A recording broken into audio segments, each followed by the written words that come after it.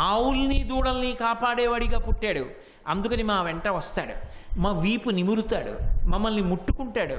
శ్రీ మహాలక్ష్మి అంతటిది నా ఒంటి మీద చెయ్యి పడితే బావుండని పొంగిపోయే విష్ణువు యొక్క చెయ్యి మా శరీరం అంతా కూడా స్పృశిస్తుంది.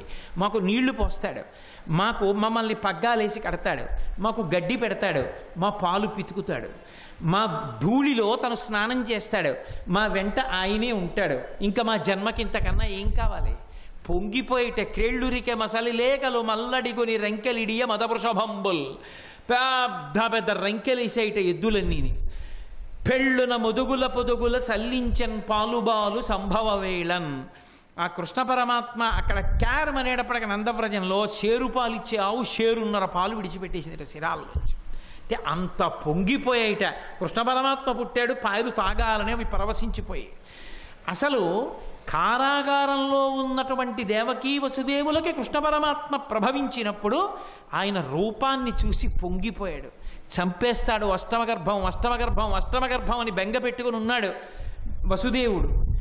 ఎదురుగుండా భార్య పురుటినొప్పులు పడుతోంది, కాళ్ళు చేతులు కట్టేసి ఉన్నాయి, అంత బాధపడుతోంది. తను ఏ ఉపకారం చేయలేడు. పిల్లవాడు పుట్టనే పుట్టాడు, శ్రావణమాసం అష్టమి అర్ధరాత్రి 12 గంటలకు పుట్టాడు. కటిక చీకటి ఇలా పుట్టి ఏడిస్తే చంపేయడానికి సిద్ధంగా ఉన్నాడు కంసుడు. ఆయన మాయ, అందరూ నిద్రపోయారు.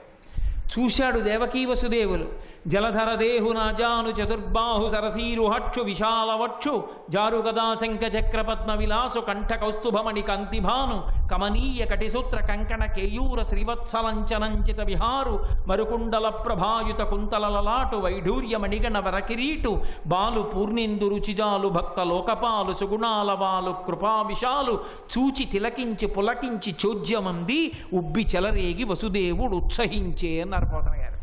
పచ్చటి పట్టుపుట్టం కట్టుకుని శంఖచక్ర గదా పద్మములను 4 చేతులలో పట్టుకున్నటువంటి వనమాలా విరాజితుడైనటువంటి శ్రీ మహావిష్ణువు దర్శనమిస్తే ఈయన నాకు కొడుకుగా పుట్టాడా? లోకములు నేలేటటువంటి తండ్రికి నేను తండ్రినయ్యానా? ఏమి నా భాగ్యమని స్నానము చేయక రామిని ఆనంద రసాబ్ది మగ్నుండై విప్రులకును ధేనువులను 10,000ను మానసికముగ ధారవోసె మరి ఇచ్చుటకున్. పరమేశ్వరుడంతటి వాడు కొడుకు పుడితే చూసి ఇలా ఆనందంతో పొంగిపోయి, అప్పుడు కూడా ఆ స్థితిలో కూడా మహానుభావుడు వసుదేవుడు చేసుకున్న సంకల్పం ఏమిటో తెలుసా? నా కడుపున పరమాత్మ కొడుకుగా పుట్టారు, నేను బయటికి వెళ్ళగానే 10,000 గోవుల్ని దానం చేస్తాననుకున్నాడు. ఎప్పుడో బయటికి వెళ్ళి దానం చేయడం కాదు, కొడుకు పుట్టాడంటే వంశోద్ధారకుడు పుట్టాడు, వాడు వృద్ధిలోకి రావాలి, జాతకమ చేయించాలి. అందుకని వాడు వృద్ధిలోకి రావాలి కాబట్టి వెంటనే కళ్ళు మూసుకొని ఎదురుగుండా కనబడుతున్నటువంటి దివ్యమంగళ విగ్రహం పరమేశ్వరుడు కనబడుతుంటే తాను మాత్రం కళ్ళు మూసుకొని ఆనందరసాబ్ధిమగ్నుండై, కొడుకు పుడితే స్నానం చేయాలి వెంటనే, సచేల స్నానం అంటారు, కట్టుకున్న బట్టలతో దూకాలి నీళ్లలోకి. కాబట్టి స్నానం చేయాలి. స్నానం చేద్దామంటే కాళ్ళు చేతులు కట్టేశారు. ఎలా? స్నానం చేయడానికి లేదు, కానీ చేసేసాడు. ఎలా చేసేసాడు? కొడుకు పుట్టాడనేటప్పటికే తండ్రి పొంగిపోతాడు, పితృరుణం తీరిపోయింది, వంశం నిలబడింది. అటువంటిది సాక్షాత్ పరమేశ్వరుడు కొడుకుగా వచ్చాడు. వచ్చినప్పుడు ఎంత పొంగిపోతాడు మరి?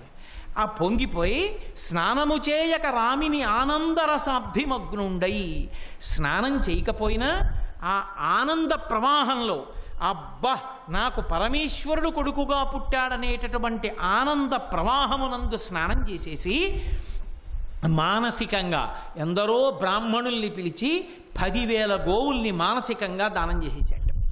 మరి నిజంగా చెయ్యొద్దా అంటే బయటికి రాగానే చేసేస్తాడు. కొడుకు పుట్టగానే గోదానం యజ్ఞోపవీతం వేస్తే గోదానం, కన్యాదానం చేస్తే గోదానం. తన శరీరం పడిపోయిన తరువాత తనకెవ్వరో ఏదో చెయ్యాలని కోరుకోవడం, తను ప్రాణంతో ఉండగా చేసుకోవలసింది గోదానం. తను చేసుకోవలసిన సేవ అంటూ ఏమైనా ఉంటే గోవు యొక్క పరిచర్య. అంత గొప్పగా చెప్పబడినటువంటి ప్రాణి గోవు. ఆ గోవుకి కృష్ణ పరమాత్మకి అవినాభావ సంబంధం. ఎంత గొప్ప సంబంధం! అసలు నిజంగా నేను మీతో ఒక మాట అంటే మీరు కొంచెం చాలా పెద్ద మాట అనేశారేమో, కొంచెం ఆలోచించుకోండి అంటారు. అసలు కృష్ణావతారంలో గోవులకు అంత సేవ చేశాడు కాబట్టే ఆయన మనసు సంతోషించే పట్టాభిషేకం జరిగింది. మనం పట్టాభిషేకం అంటే రామచంద్రమూర్తి పట్టాభిషేకం అంటాం, కానీ మీరు జాగ్రత్తగా ఆలోచించండి. రామచంద్రమూర్తి పట్టాభిషేకంలో రామచంద్రమూర్తి కొంచెం చిన్నబుచ్చుకున్న పట్టాభిషేకం. కృష్ణుడికి జరిగిన పట్టాభిషేకం రాజ్య పరిపాలకుడు కాదు, కృష్ణుడికి పరిపాలనాంశ కాదు. అందుని సింహాసనం మీద కూర్చోలా. ఆ కంసుడి యొక్క తండ్రి ఉగ్రసేనుణ్ణి కూర్చోబెట్టాడు. అయినా కృష్ణుడికి ఒక పట్టాభిషేకం జరిగింది, గోవింద పట్టాభిషేకం. గోవింద పట్టాభిషేకం జరిగినప్పుడు ఎక్కువ సంతోషాన్ని పొందాడు కృష్ణ పరమాత్మ. రాముడిగా పొందిన సంతోషం కన్నా కృష్ణుడిగా పొందిన సంతోషం ఎక్కువ పట్టాభిషేకంలో. నేను ఎందుకు ఈ మాట అంటున్నానంటే, ఆ రామచంద్రమూర్తి పట్టాభిషేకంలో వాల్మీకి మహర్షి ఒక మాట అన్నారు, వసవో వాసవం యథా అని. వసువులందరూ కలిసి ఇంద్రుడికి ఎలా పట్టాభిషేకం చేస్తారో రాముడికి అలా పట్టాభిషేకం జరిగింది అన్నారు. రాముడు కొంచెం చిన్నపుచ్చుకుంటాడా, చిన్నపుచ్చుకోడా? ఆ ఇంద్రుడు తప్పు చేస్తే ఆయన తప్పు చేయడం వల్ల ఏ అహల్య బాహ్యస్మృతి లేకుండా పడిపోయిందో ఆ అహల్యని ఉద్ధరించిన అవతారం రామావతారం.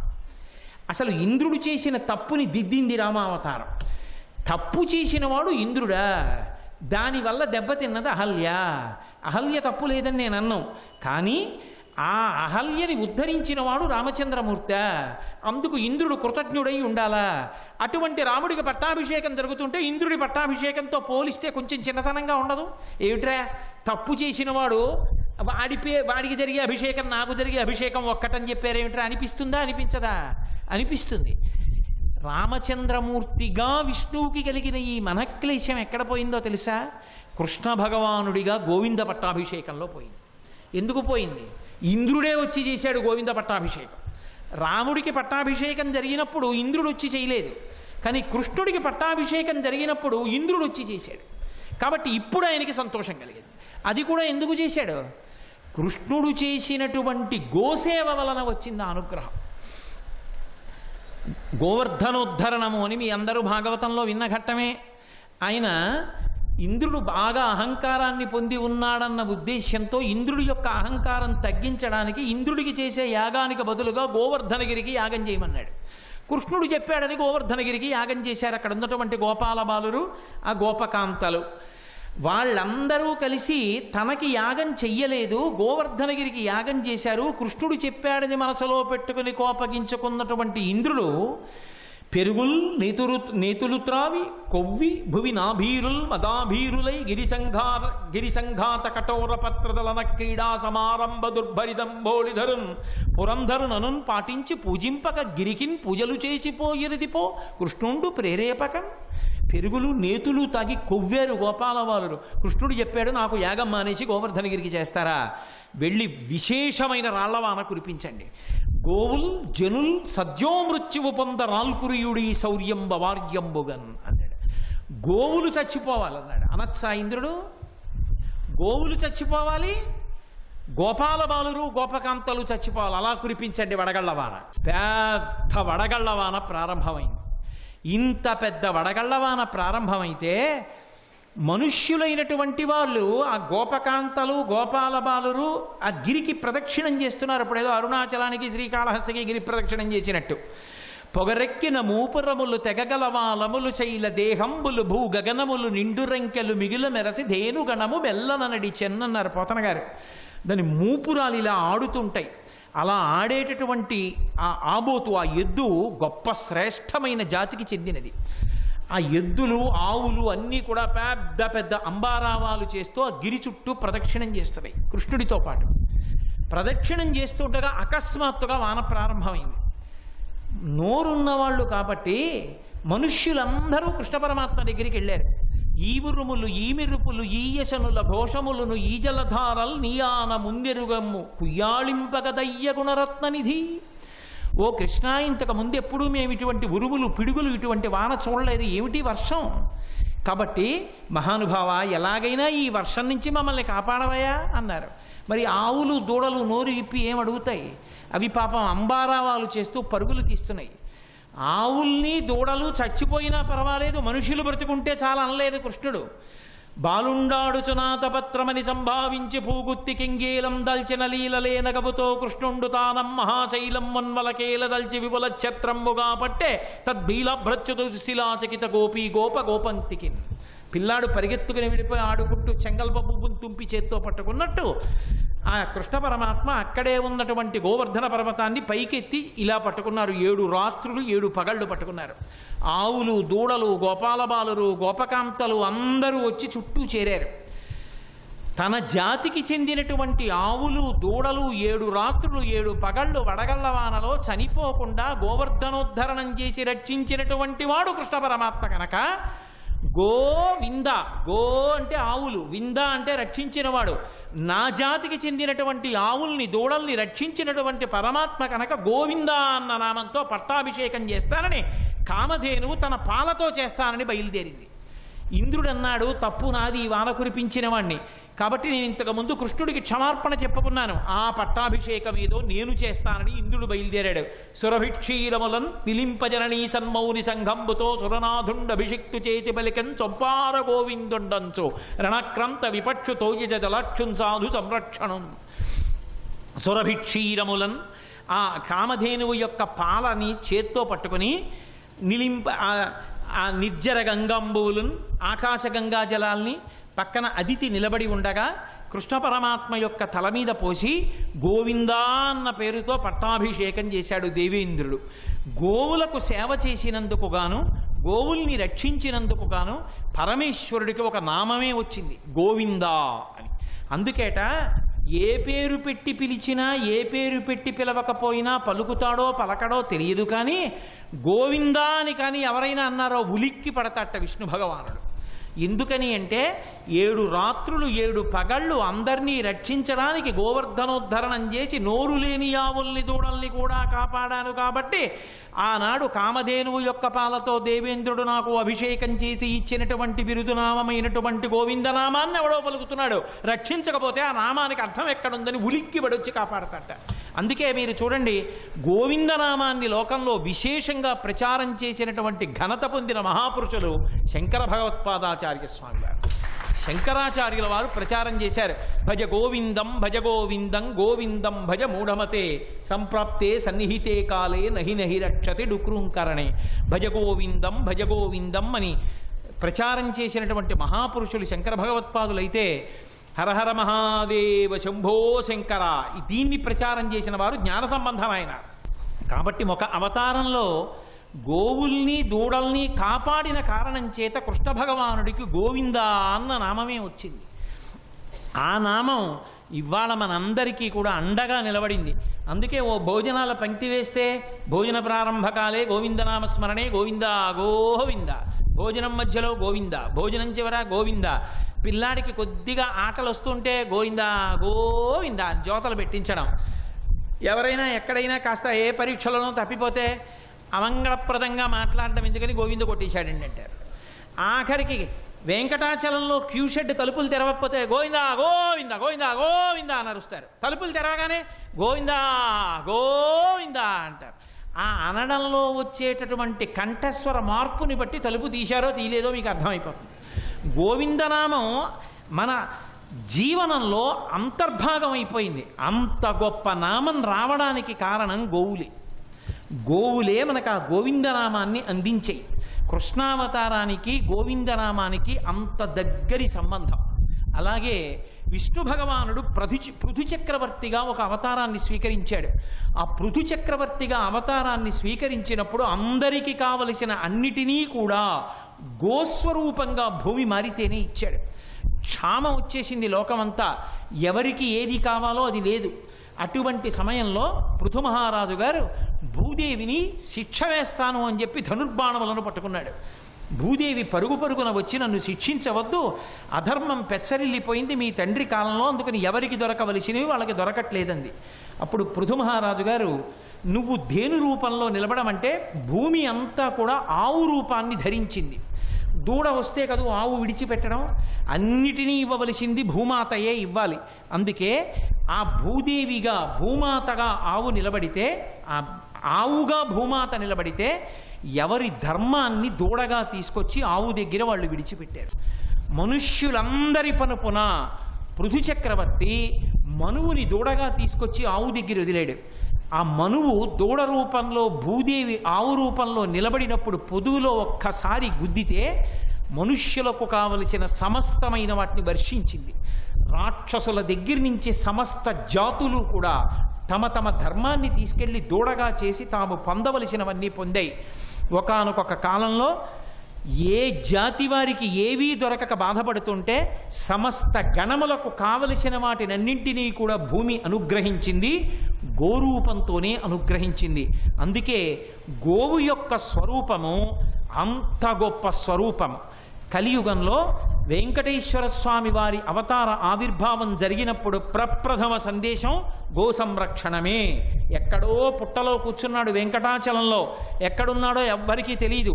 ఎక్కడున్నాడో పసిగట్టడం కోసమే బ్రహ్మాధేను శివో వత్స గోపాలీ కమలాలయ భవిష్యోత్తర పురాణంలో అంటారు వ్యాసుల వారు. బ్రహ్మగారు ఆవయ్యాడు, పరమశివుడు దూడయ్యారు. అలాగే లక్ష్మీదేవి ఈ ఆవుని దూడని అమ్మేటటువంటి గోపాలకాంత అయింది, చోళరాజుకు అమ్మారు. బ్రహ్మగారు వెతుక్కుంటున్నాడు ఎక్కడున్నాడు వెంకటేశ్వరుడని. ఆఖరికి కనపడ్డాడు. వాల్మీకస్త్వం హరిజ్ఞాత్వా తుతోష మనసా విధి సమాసిజ్ఞచ్చ వాల్మీకం సమంతాక్షీరధారయ. ఒక పుట్టలో వెంకటేశ్వరుడు ఉన్నాడని గుర్తుపట్టి ఆ పుట్ట మీదకొచ్చి రోజు పాలు విడిచిపెట్టేవాడు. ఆ పాలులో పుట్టలో ఉన్న వెంకటేశ్వరుడు తాగేవాడు.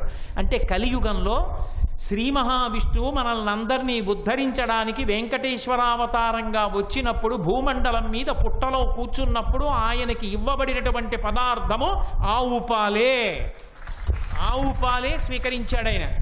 ఆ బ్రహ్మగారు ఆవుగా వచ్చి పుట్ట మీద నిలబడి పాలు విడిచిపెట్టేస్తున్నటువంటి సందర్భం వల్ల ఇంటి దగ్గర పాలు ఇవ్వట్లేదని చోళరాజు గారి భార్య గోపాల బాలుణ్ణి శిక్ష వేస్తే ఈ ఆవు ఏం చేస్తోందో చూద్దామని బాగా పరికించి గమనిస్తే పుట్ట మీద నిలబడి ఆ కన్నాల్లోకి పాలు విడిచిపెట్టేస్తున్న ఆవుని చూసి కోపం వచ్చి అదుపు తప్పినటువంటి గోపాల బాలుడు దగ్గర ఉన్న గొడ్డలి తీసి ఆవు మీదకి విసిరాడు.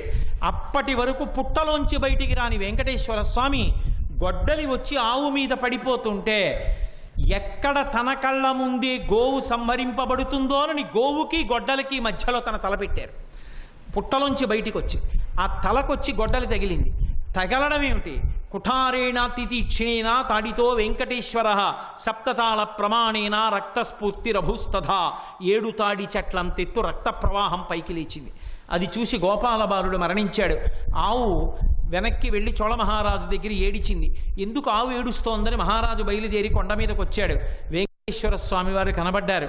ఆయనకి కూడా శాపం ఇచ్చారు. పిశాచోభవ దుర్బుద్ధే మద్దుఃఖాదనగర్మణ శుక్రవారేతు సాయాన్నే కిరీటం ధారయామ్యహం కిరీటధారణే కాలే నేత్రే మే జలపూరితే. శుక్రవారం సాయంకాలం మా మామగారు నాకు కిరీటం పెడతాడు, అప్పుడు ఆనంద భాష్పాలు పడతాయి, అప్పుడు నీకు ఆ పిశాచ రూపం పోతుందని వరమిచ్చారు. ఆ తరువాతి కాలంలో ఆయన వంశంలో వచ్చినటువంటి వాడే మహానుభావుడైనటువంటి పద్మావతీదేవి తండ్రి ఆకాశరాజు గారు. కాబట్టి వెంకటేశ్వర స్వామి వారి అవతారం బయటికి పుట్టలోంచి రావడానికి కారణం గోవుని సంరక్షించడమే. గోవుని రక్షించడం కోసం అవసరమైతే వెంకటేశ్వర స్వామి తల మీద గొడ్డలి దెబ్బ తిని 7 తాడి చెట్లంత రక్తాన్ని విడిచిపెట్టారు. అంటే గోవుకి అపకారం జరిగితే విష్ణువు ప్రీతి చెందరు. విష్ణువు ప్రీతి చెందకపోతే లోకంలో సుఖశాంతులుండవు. విష్ణువు ప్రీతి చెందాలంటే గోవు రక్షింపబడాలి. గోవు రక్షింపబడితే స్వామి సంతోషిస్తారు. అందుకే ఎప్పుడు మనం ఎక్కడైనా ఏదైనా పెద్ద కార్యం చేస్తే ఒకటే కోరుకుంటాం, బలం విష్ణోహ ప్రవర్ధతాం, విష్ణువు యొక్క బలము పెరుగుగాక అని అడుగుతాం. విష్ణువు బలం పెరిగితే ఆ బలంతో మనని రక్షిస్తారు. విష్ణువు ఆగ్రహం చెందితే మనకి రక్షణ ఉండదు, సుఖశాంతులు ఉండవు. గోవుకి అపకారం జరిగితే అందరూ చూస్తుండగా గోవుల్ని లారీల్లో కట్టి వధశాలకి తీసుకెళ్ళిపోతుంటే ఎవ్వరూ దాని గురించి పట్టించుకోకపోతే, గోవులు ఏడిస్తే, గోవులకి వధ జరిగితే అయితే ఆ రాజ్యమునందు సుఖశాంతులుండవు, ప్రకృతి విపత్తులు ఎక్కువవుతాయి, ఎవ్వరూ సంతోషంగా జీవించలేరు. కాబట్టి గోవు రక్షింపబడవలసినదే. గోవుని రక్షించడానికి అవసరమైతే వెంకటేశ్వరుడు అంతటి వాడు తలడ్డు పెట్టాడు. ఈ విషయాన్ని గమనించిన నాడు గోవుని రక్షించుకోవడం అన్నది ఎంత అవసరమో మనకు అర్థమవుతుంది. నేను విమర్శించి నేను మాట్లాడటం లేదు, నాకు ఆ అధికారం లేదు కూడా. ఎక్కడో అరణ్యంలో ఉన్న క్రూర మృగాలైన పెద్ద పులులకి అభయారణ్యాలు కట్టాం. ఎక్కడో అరణ్యాలలో ఉన్నటువంటి చందనపు చెట్లకి రక్షణ కల్పించి వాటిని నరికి తీసుకెళ్ళిపోకుండా చూశాం. వేదప్రోక్తమై ఇంత గొప్ప స్వరూపం కలిగినటువంటి ఆవుల్ని రక్షించడానికి గోవధని నిషేధిస్తూ చట్టం చేస్తే ఎవరు సంతోషించరు. గోవధ నిషేధింపబడాలి. ఒకవేళ మనం చెప్పేటటువంటి సిద్ధాంతముల యందు విశ్వాసం లేని వారు ఎవరైనా ఉండవచ్చు. అలా ఉన్నప్పటికీ ఒక్క కారణానికి వారు కూడా దీన్ని అంగీకరిస్తారు. భూతదయ అని ఒక మాట ఉంది. ఒక్క ప్రాణిని చనకకుండా విడిచిపెట్టడానికి ఎవరైనా అంగీకరిస్తారు. అలా అంగీకరిస్తారు కాబట్టి గోవధ జరగకుండా చూడడం అనేటటువంటిది పెద్ద విశేషం కాదు. అసలు ఒక నిషేధం కన్నా ప్రేమ మార్గం చేత గోవు వధింపబడకుండా చూడడం సుసాధ్యమైనటువంటి విశేషం. అంత పరమ పవిత్రమైనటువంటి గోజాతి నిష్కారణంగా నశించిపోవలసినటువంటి అవసరం లోకంలో ఏర్పడకూడదు. కాబట్టి వెంకటేశ్వరావతారము యొక్క ప్రధానమైన ప్రయోజనము కూడా గో సంరక్షణమే. సన్యాసాశ్రమాన్ని కూడా స్వీకరించకుండా పరమ జ్ఞానిగా ఈ లోకంలో తిరుగాడినటువంటి భగవాన్ రమణులంతటి వారు గోవు విషయంలో అంత శ్రద్ధ చూపించారు. లక్ష్మి అని ఒక గోవు ఏ మహానుభావుడు ఎక్కడి నుంచి తీసుకొచ్చాడో తెలియదు, రమణ మహర్షికి ఇచ్చాడు. రోజు దీని ఇంటికి తీసుకెళ్ళిపోతాను, దీనికి కోడెదూడలు పుడితే మీకు ఇస్తా, దీనికి పెయ్యి దూడలు పుడితే నేను ఉంచుకుంటాను, ఆవులు పుడితే అన్నాడు. భగవానులకి ఏం కావాలి కనుక మీ ఇష్టం అన్నాడు. ఆ లక్ష్మి రోజు ఊర్లోంచి ఎవరో మార్గం చెప్పినట్టుగా రమణ మహర్షి ఆశ్రమానికి వచ్చేది. రమణులు కూర్చున్న సోఫా చుట్టూ ప్రదక్షిణం చేసేది, వచ్చి పక్కన పడుకునేది. చాలా ఆశ్చర్యకరమైన విషయం ఏమిటో తెలుసా? రమణులే తన నోటితో చెప్పారు. మధ్యాహ్నం 12 గంటలకి, ఇప్పుడు రమణాశ్రమంలో గంట కొడతారు భోజనానికి లేవండి అని. ఆ రోజుల్లో 12 గంటలకి గంట కొట్టే అలవాటు ఉండేది కాదు. 12 గంటలైంది భోజనానికి రమ్మని ఎక్కడున్న ఆవు వచ్చి లక్ష్మి రమణ మహర్షి ఎదురుగుండా నిలబడి తల ఆడించేది రమ్మనమని, భోజనానికి లేవండని. ఓహో ఈవిడొచ్చారే, భోజనం వేళ అయిందా ఏమి అని రమణ మహర్షిలా గడియారం చూస్తే ఖచ్చితంగా 12 అయి ఉండేది. రోజు రమణ మహర్షిని భోజనానికి తీసుకెళ్లేది. అది మహర్షికి ప్రదక్షిణం చేయకుండా ఏ ఒక్కరోజు ఉండేది కాదు. ఆఖరికి గోశాల నిర్మాణం చేయడానికి శంకుస్థాపన చేస్తే కట్టు తాడు తింపేసుకుని రమణ మహర్షి దగ్గరికి వచ్చింది. వచ్చి ఏదో చెప్పింది, ఆయనకు అర్థమైంది. ఓహో దీనికి ఇల్లు కడుతున్నారట, శంకుస్థాపనట, నన్ను రమ్మంటోంది అంటే ముందు నడిచి ఆయన్ని తీసుకెళ్ళింది. ప్రాణం పోయే రోజున కూడా రమణ మహర్షి కోసం అలాగే తల చాపుకుని పడుకుంది. రమణ మహర్షి వెళ్ళి దాని దగ్గర కూర్చుని తలంతా నిమిరి దాన్ని బుజ్జగించి, ఏమ్మా బాధగా ఉందా, ఇబ్బందిగా ఉందా, 10:30కి డాక్టర్ గారు వస్తారమ్మా, చాలా బాధపడుతున్నావే అని ఆయన ఒక్కసారి నిమిరేటప్పటికి దాని బాధ అంతా అణిగిపోయింది. అణిగిపోయి కొంతసేపటికి మళ్ళీ రమణ మహర్షి తిరిగి ఆ ప్రాంగణం వెనక్కి వచ్చేసరికి ఆయన వంక చూస్తూ శరీరాన్ని విడిచిపెట్టేసింది. సర్వం శ్రీ ఉమామహేశ్వర పరబ్రహ్మార్పణమస్తు. స్వస్తి.